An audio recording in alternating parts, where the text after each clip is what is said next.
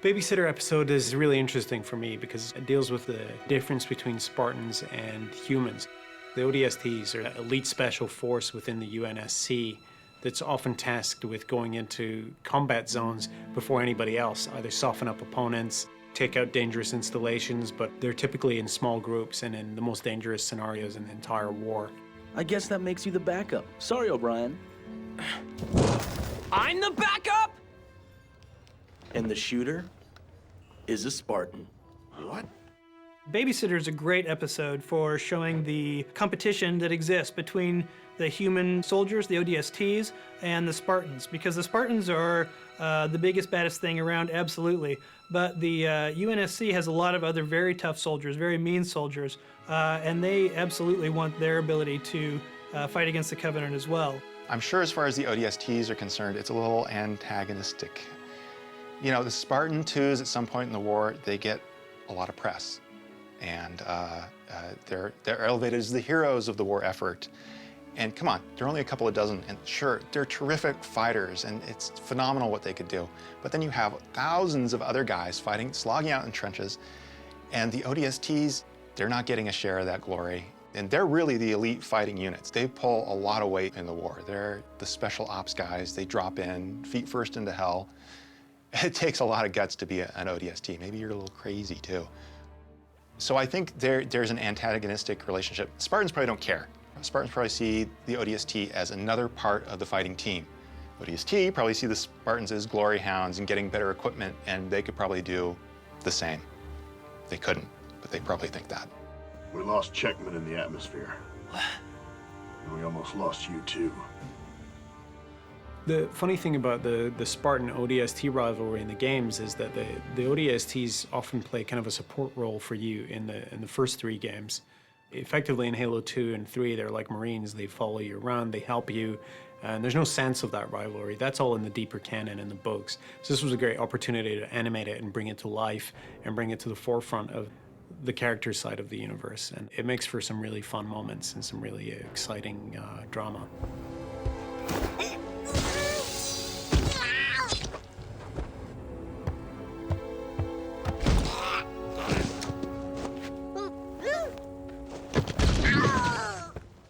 Studio 4C is one of the most well-known anime studios in Japan, obviously known for their quality and independent spirit.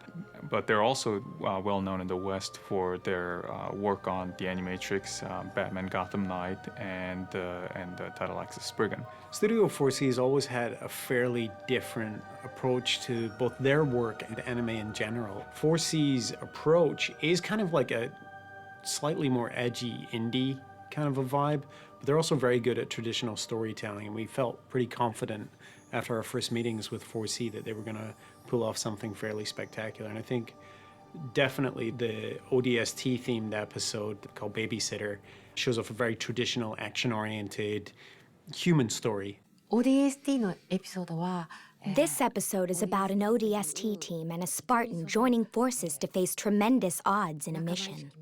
It's a story of camaraderie on the battlefield. So we needed a director who's gifted in the action genre, but who could also bring the human drama into play.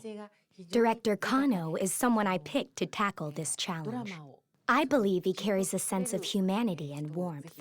He's one of Studio 4C's most promising creators. And I couldn't find a better opportunity to showcase his talent to the world than this episode.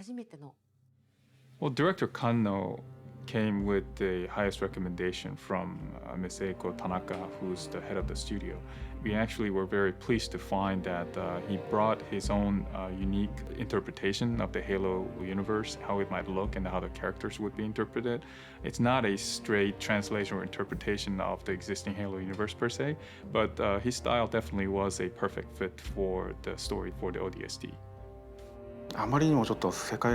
What also attracted me to this episode was the terrific action sequences that I'd be able to craft. ODSTs are human soldiers, not enhanced like Spartans, but just as tough. So I designed both ODST and Spartan to be similar in size and dimension to convey their prowess. That was the first time ever I saw like the Halo characters in a more like a 2D animated way, and seeing a Spartan like that, it was so different. Seeing some of the of the fights that you get in the game. It was really, I would say, a little shocking for me, but in a good way.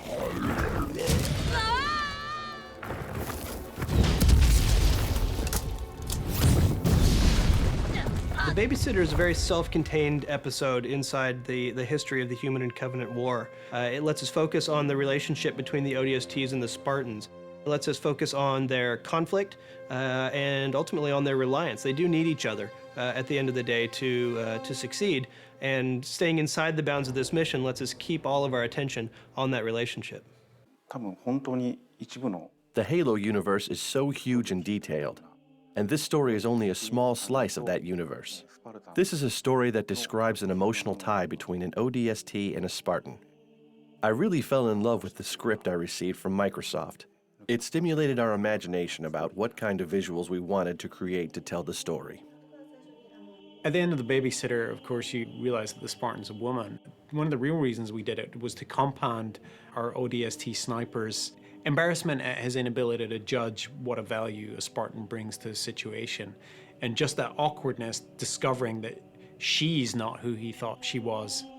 It just compounds his embarrassment and his growth, actually, because he learns a lot from this. Plainly, having her be a woman doesn't make her any weaker because she just took out half of the Covenant. What it does is create yet another layer of difference between the ODSTs and the Spartans in this exact scenario. And we felt it was a really valuable piece of the puzzle and a cute twist.